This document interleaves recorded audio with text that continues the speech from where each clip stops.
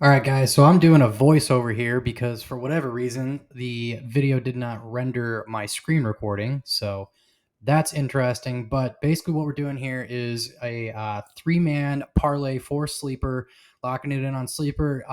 They, for whatever reason, are still lagging on the $500 deposit match. I still have an email out to my contact right now, and I haven't heard back from them. So I don't know if someone's sick or whatever, they're delaying it. But it is not 100 yet. So if you guys aren't on Sleeper, be sure to use my code IOPICKS for that. They're going to match up to $500. The link for that is down in the description. I appreciate you guys if you are using that. And one other thing I was talking about in the beginning of this was the reason I wasn't around for yesterday's video.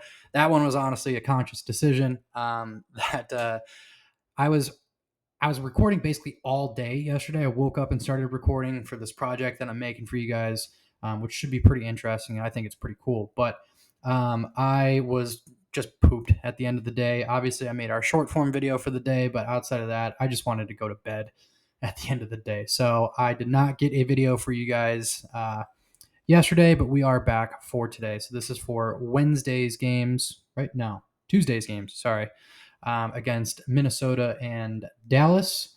So let's see. Yep, I start going in the picks there. So our first one is going to be Rudy Gobert over 0.5 steals.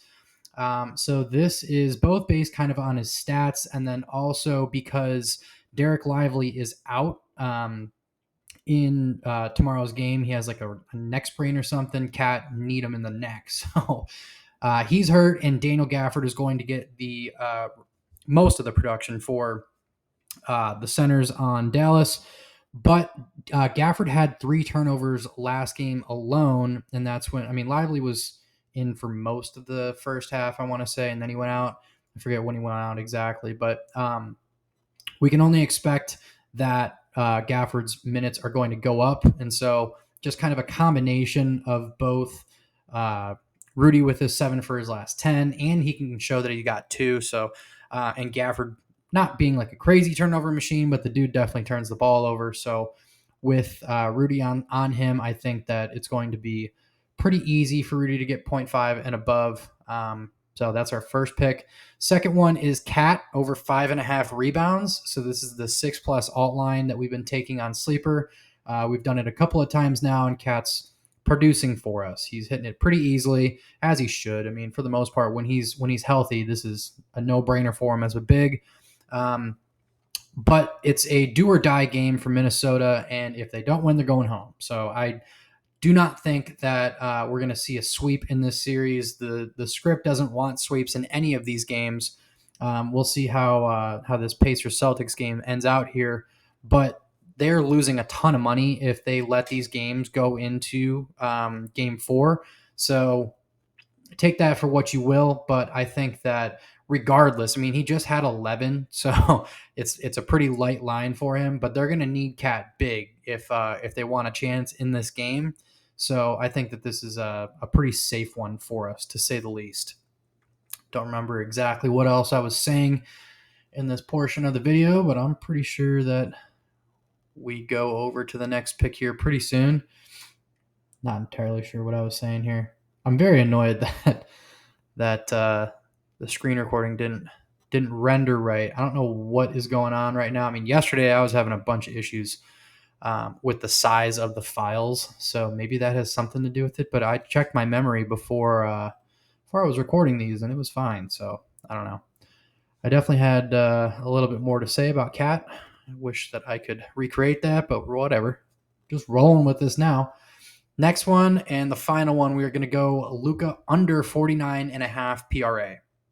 So Luka unders can be a little bit sketchy, but when we're looking back at his last 30, we look into the 421 game, and that is the first game in the playoffs. And he's only hit this in 4 games in the playoffs, 4 for his last 15. So I think that based on where we're at in the series, and then also with it just being a nice fade to begin with for 4 for his last 15, 2 for his last 10, I really like fading that regardless, but they're going to need Luka bad in the Celtics series regardless, and he's been dealing with a knee injury as well. I'm going to scroll down at some point here in this recording and check if he's on the injury list, and it's a right knee sprain.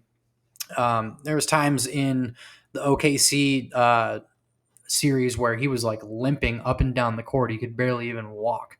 So I think that they're not that Luka is not going to get his production or that they're going to just let off the gas completely. But I think that he's not going to be needed as much. They got a big cushion. So I just think that it's a comfortable line to fade Luka on, and then situationally, being up 3-0 in the series, I'm really not that worried about it. So I think we're going to be safe here. I wish I remembered what exactly I was saying in this. I'm trying to like kind of match it with with the screen recording, but it is what it is.